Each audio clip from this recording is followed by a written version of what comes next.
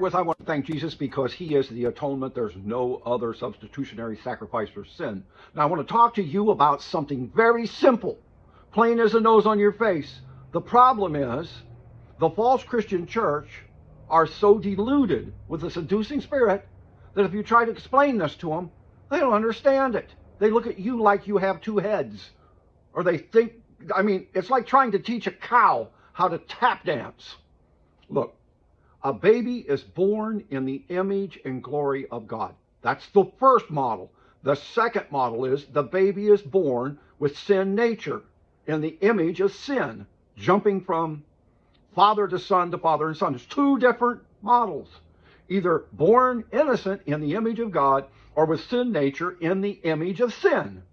They're total opposites. Can't you see the difference? Does it matter? Was Jesus born without sin?